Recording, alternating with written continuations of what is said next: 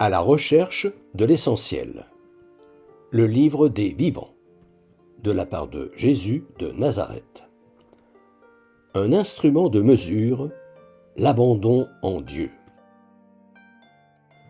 À partir de, il appela un petit enfant, le plaça au milieu d'eux et dit : Si vous ne retournez pas à l'état d'enfant, vous ne pourrez entrer dans le royaume de Dieu.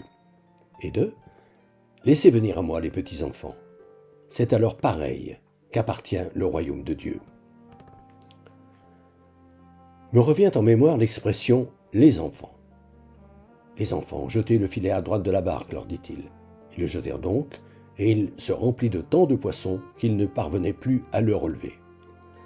Cette expression m'a plusieurs fois fait me demander si Jésus n'était pas en réalité beaucoup plus âgé que les quelques 33 ans qui lui sont habituellement attribués.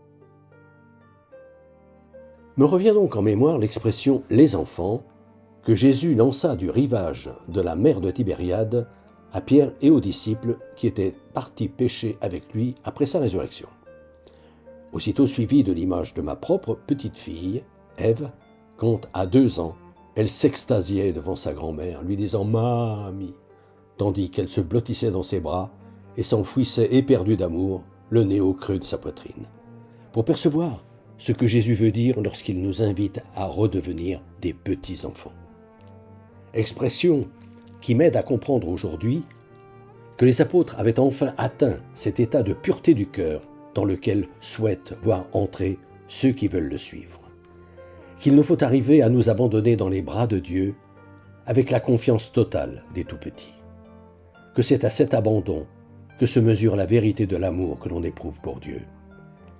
Et que c'est à cet abandon que se mesure la foi. Et de réaliser alors que tout converge.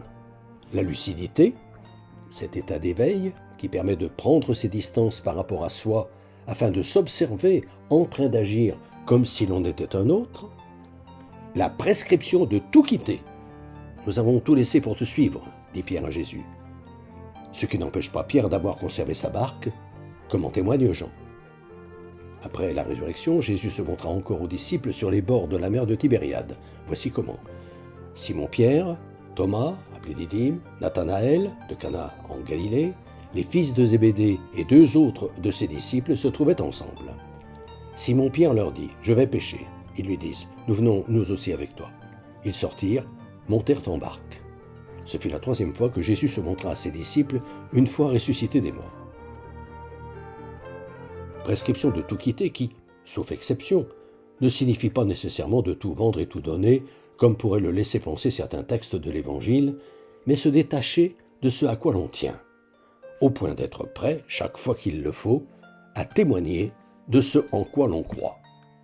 Ce qui devrait commencer par ces moments de la journée où la moindre parole blessante nous fait réagir sans retenue, bien que nous osions dire, lorsque nous prions notre Père du ciel, « Pardonne-nous nos offenses, comme nous pardonnons à ceux qui nous ont offensés. » L'invitation à voir, à être un voyant qui sait rendre à Dieu ce qui lui revient, ce que savent particulièrement bien faire les musulmans quand ils se prosternent pour l'adorer 5 fois par jour. Et cette autre incitation, rendez à César ce qui est à César et à Dieu ce qui est à Dieu, qui n'est que le premier pas sur la route de l'amour de Dieu. Le risque extrême étant de devoir sacrifier sa vie, comme ont encore été conduits à le faire plus de 20 millions de chrétiens au cours du XXe siècle, ce que personne ou presque ne sait. Le risque courant, fréquent pour qui a le courage de regarder la vérité en face, étant de prendre position en se mouillant en faveur de celui qui subit l'injustice, alors que notre prudence de serpent, comme le dit la Genèse, nous souffle de jouer le jeu social de ce monde en laissant libre cours à l'injustice et au mensonge. À la semaine prochaine, fraternellement. Depuis des années, environ 1 fois par mois, j'envoie une lettre d'information spirituelle à tout mon carnet d'adresses. Le thème du moment est, depuis janvier 2019, être chrétien, ça veut dire quoi ?